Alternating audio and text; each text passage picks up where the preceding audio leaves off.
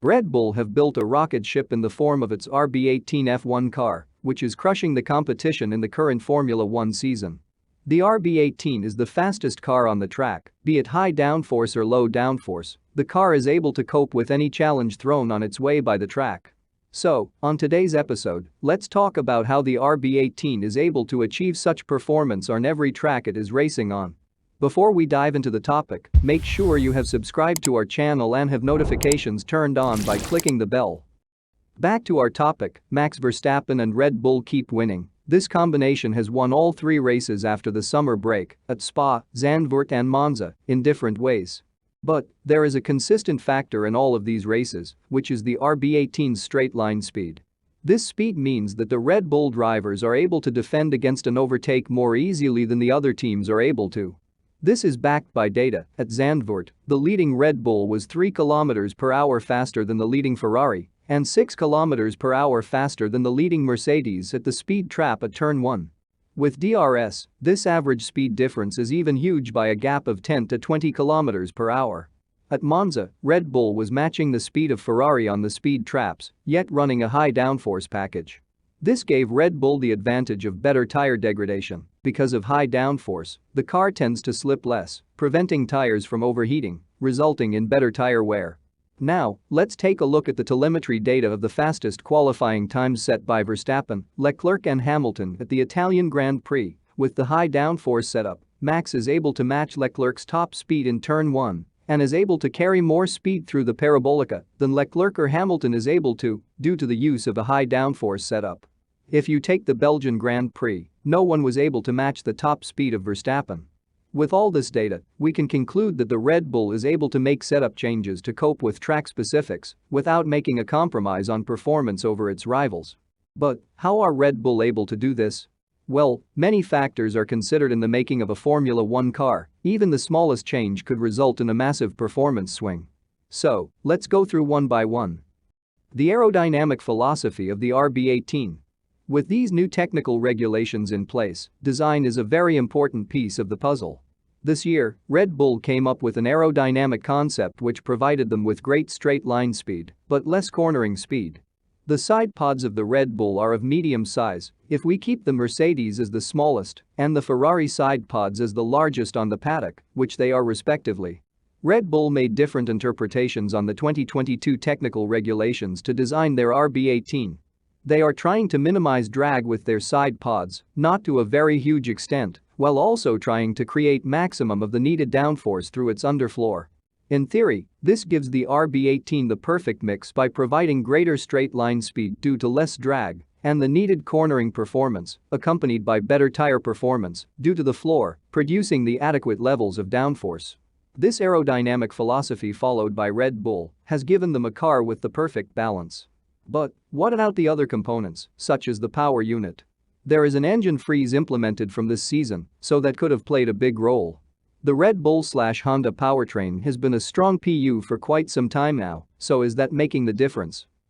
Powertrains do help in added performance, but it will not be the case for improved lap time. It may aid, but might not be the main reason. Let's compare the speed of the Verstappen, Leclerc and Hamilton at Spa. The added power aids the acceleration at low speeds, but all three cars seems to have the same speeds with uncertainty of exit speed in play, but when they reach the peak, that's where the difference is spotted, a place where more horsepower is not the sufficient reason for the split. So, can the aerodynamics play such a huge role in Red Bull's speed advantage?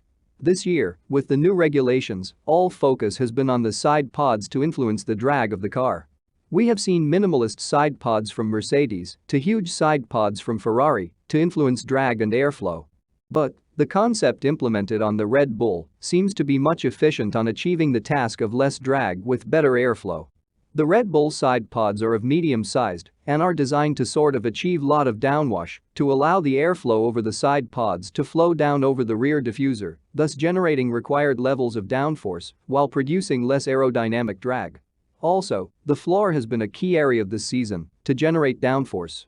All teams are trying to generate downforce using the floor, which the Red Bull is able to do very much without causing any porpoising throughout the season. At the start of the season, we expected every team to run their cars as low as possible to the ground to create something like a seal between the floor and the track to make the maximum of the ground effect. But Red Bull is running a slight rake in the RB18, which poses a gap between its floor and the track. We can see, for example, the Mercedes hugging the track at high speeds, causing the bottoming due to less space for air to move at the rear of the car. Red Bull, on the other hand, have designed the car with a little rake so that the tunnels on the either side of the floor is able to work its magic to create downforce while there is enough space for the air to move freely under the floor, which creates a perfect balance between generated downforce and the airflow within the car's floor. This concept has brought in several benefits in Red Bull's favor. First being no porpoising, which results in better ride quality and higher straight-line speed. With smooth airflow acting on the car's floor, a more predictable car is at Red Bull's disposal, which allows them to make any changes they need to make, with the result being what they expect it to be.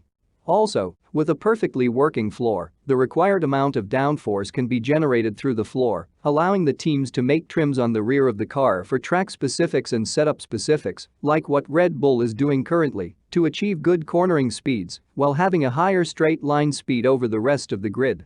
But you may ask, why did Red Bull go with a high downforce setup at Monza if it is able to generate required downforce through its floor?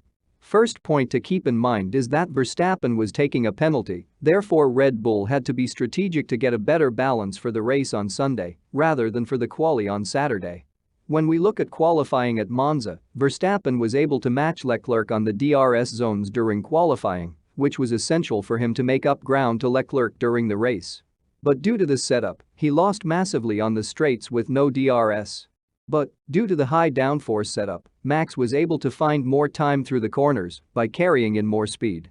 For example, if we look at Parabolica, Max was carrying more exit speed than Leclerc.